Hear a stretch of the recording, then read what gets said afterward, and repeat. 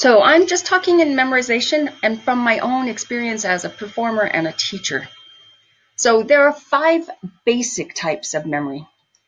Kinesthetic memory, that's your touch memory, intellectual memory, visual memory, oral memory, and emotional musical memory.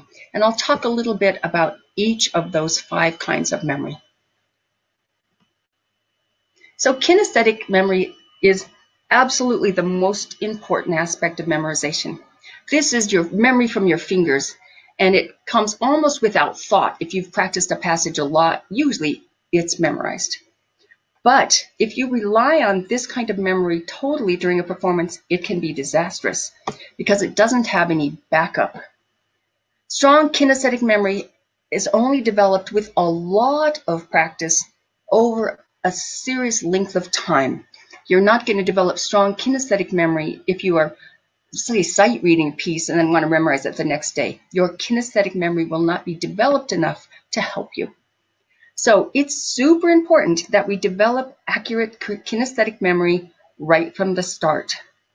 Practice carefully with correct notes, correct rhythms, and correct fingering. Remember, kinesthetic memory is our most important memory. And if we don't have good fingering, when we get to a passage, our hands are going to be confused. We want to give them the correct, same information every time we play.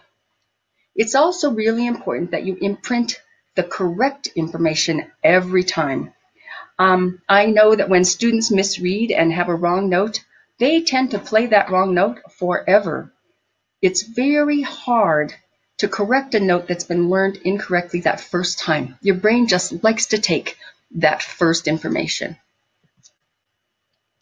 So the next most important kind of memory is intellectual memory.